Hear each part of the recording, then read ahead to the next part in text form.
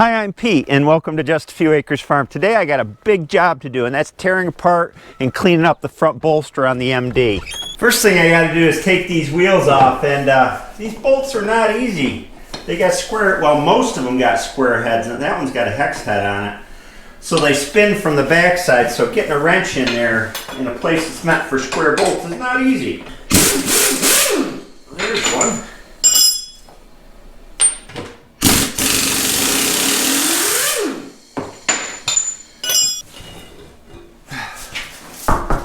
Well, I got this side up and easy to access. I might as well take the wheel hubs off too. That's different. I'm used to seeing just a castle nut with a cotter pin holding it in place, but this has got a pinch bolt on the side of it, and I don't see a cotter pin in the castle nut. Huh. It's been welded right there. Just loosen up this pinch a little bit. Wheel bearings are still nice and tight in it.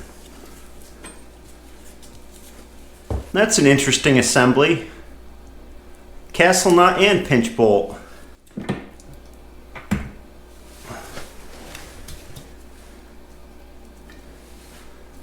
Outer bearing.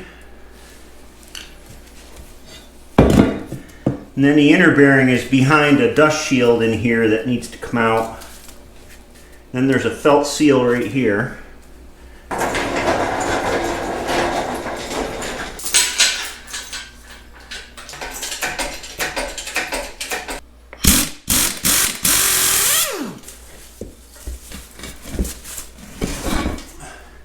Next, while I got it hanging up here, I'm going to take off the cover and take the sector gear off, because the whole thing comes apart once you get the sector gear off.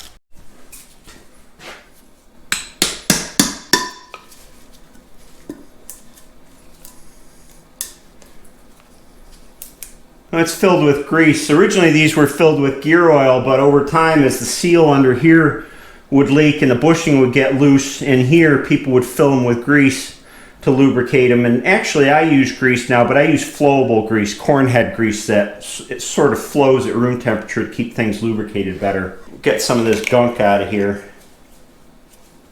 Should be a castle nut on here too with a cotter pin in it. If I can find it through all this grease.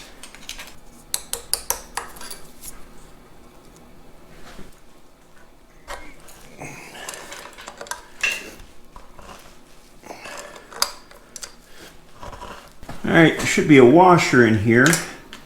There it is. And it looks like this sector gear should come right off. Yep. Just sits on a spline shaft. There we go. We're going to have to clean that up and see how much wear there is on it. Fortunately, these are easy to find new. These steering boxes are really simple, so you saw me pull the sector gear, which rotates straight through the shaft to the wheels down below. And then the worm gear, which is a spiral gear, comes in here and just works against that sector gear. This is the shaft that goes right up to the steering wheel. The thing I usually find that needs to be replaced in these is, well, sector gear is often worn. Sometimes they're a full round gear and you can just turn it to an unworn spot. Usually the worm gears are okay. There's a bushing and a seal back here where the steering shaft comes through.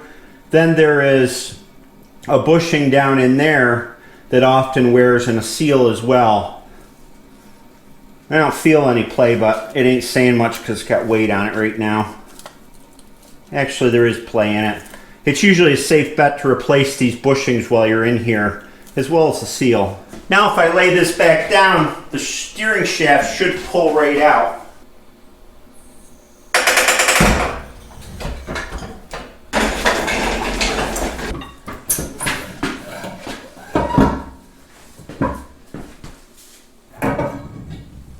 Now we can take this other hub off.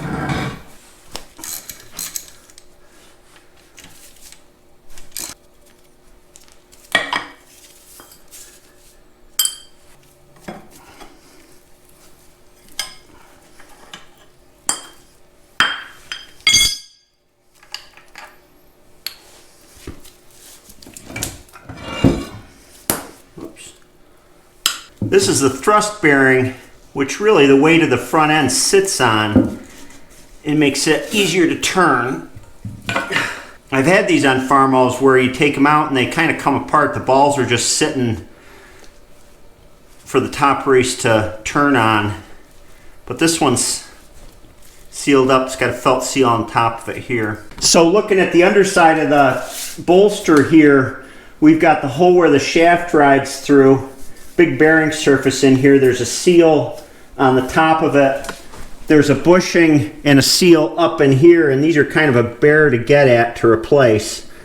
And then the crank assembly comes through. Here's where you hook the crank on the front of the tractor. It comes through. There's a knuckle here, and this spring pushes it back when you're done cranking. This one is seized up. This tractor, I don't know if it had ever been cranked. I usually try and loosen them up. Sometimes I've taken them apart to do that. They're kind of a pain in the butt to get apart, but I'll try at least loosen this one up. And next I'm going to clean off this steering shaft. There's a lot of crud on it, and then I'll run the grinder over it. This does come apart. This is actually how you would change to a wide front on these. You'd unbolt this and then a separate wide front assembly would go on. I don't think I'm going to take these bolts out. It would take me quite a work to get them out, and I really don't need to get them out, so I'm going to leave them in there.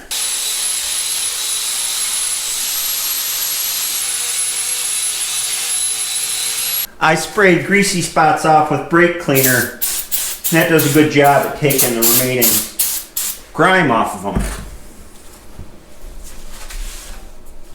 So that'll do it for this front bolster steering shaft. These take a while to clean up with all the little nooks and crannies. Something I found interesting, this is the date code on the casting 12/5. There's no year code on here, which would normally be a letter. Instead it says Belectramel or something like that.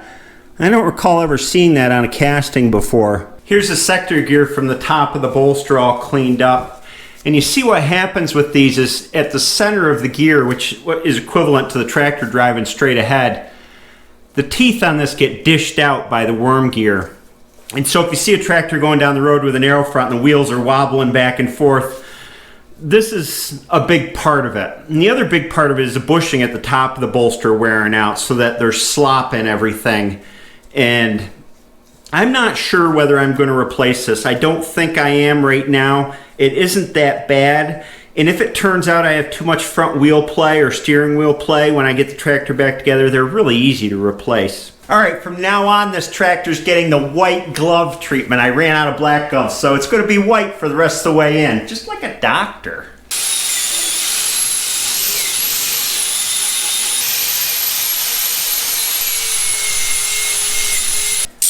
Chase out the holes on this bolster because they get all crudted and rusted up. I like them to be clean. Oh, by the way, what happened when the butcher backed into his meat grinder? He got a little behind in his work. With a little penetrating oil and some tapping with the hammer, I got the crank to work again. Turns, goes in and out, that's good. Oh, you may have noticed the radiator sitting over here with my goofy plugs on it. These plugs are made out of a piece of little wagon tire tube that I had laying around with a pipe clamp on them. Then I clamped off the ends of them and filled the radiator full of water. I put a pressure fitting on the bottom drain. You can't see it under there, so I could squirt some air into it and pressurize it. And so far it's held up good. There's no leaks, so that's one worry out of the way. I looked inside the radiator, especially the bottom tank, and I looked in the top before I put water in it. And it's pretty clean. It doesn't have a lot of gunk in it, so I think I'm pretty good to go with the radiator. I want to get these wheel bearings and the thrust bearing cleaned out so I can see what I'm working with and see if I need to replace any of them. I'll tell you what, these are latex gloves, and I was wearing nitrile gloves. These things stink in parts cleaning fluid. They get all gooey. These supposedly were mechanics gloves, but I'm not impressed. Here's the thrust bearing and wheel bearings all cleaned up. They all feel fine. No drags on the thrust bearing, it's nice and tight. You can reuse that. As for the wheel bearings, I didn't feel anything in them either. They're in good shape. So that's good news, at least I can reuse all these.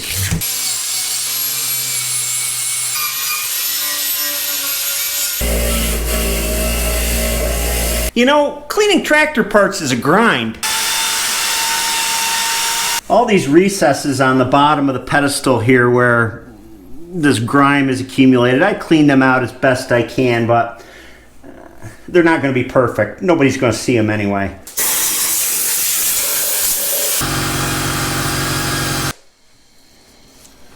Look what I found. This fell out of the pedestal when I was blowing it out with air, and these are for cleaning castings at the factory. I've found these in engine coolant jackets before. I believe that after they cleared the sand out of the casting, after making the casting, they would rattle these around in there to clean any bits that remain. This was a star. It's got one point missing. I've seen them in other shapes as well. Pretty cool find.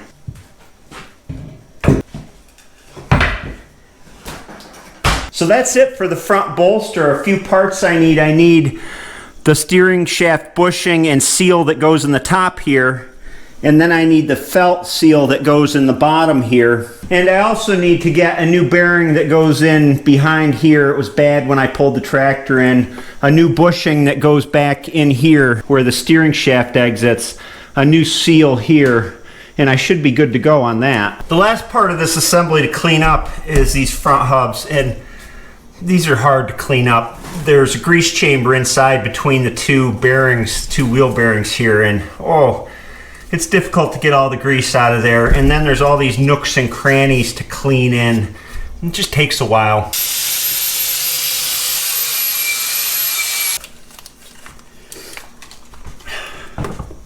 I used to wear a handkerchief over my hair to keep the dust from getting in there, but then one day I realized dust in my hair really wasn't a big deal anymore.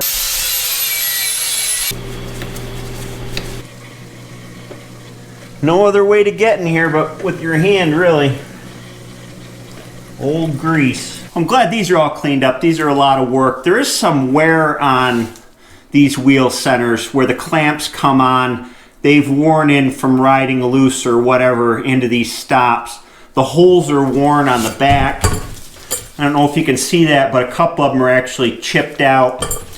And what I would like to do with these, I think, instead of going and looking for another set, is to build these up with weld so that we can bring them back within tolerances. This center was welded right here. It was welded before we got the tractor. It's held up this long. I'm not too worried about it. And the parts that I need to get to put these back together, I need these inner dust shields, which are kind of funky. They've got 3 rubber lips that stick out, and they replace the old felt seals that go on the inside of them.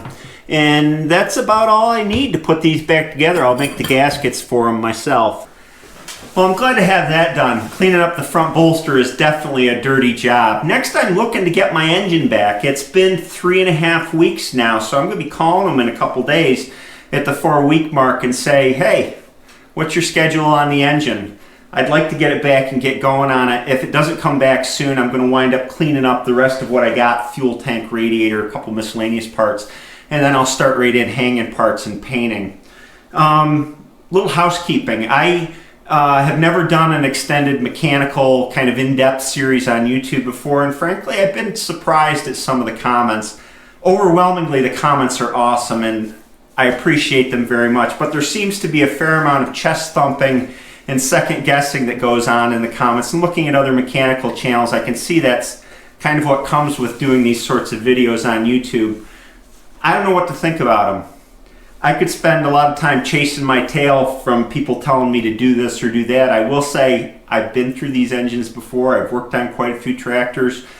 The way I work seems to work out just fine. Those tractors are in use on the farm, and there's always more than one way to do something, and I respect that. But there seems to be people that think that their way is the only way. It's human nature, I guess, and it's part of being on social media. It's something I have to deal with.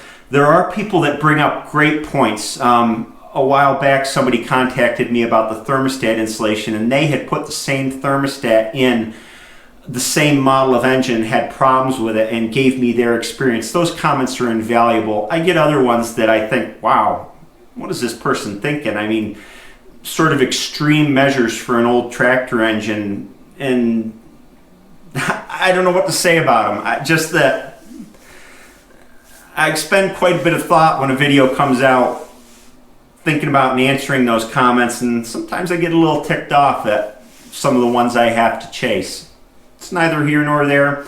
I guess it's just part of having a YouTube channel.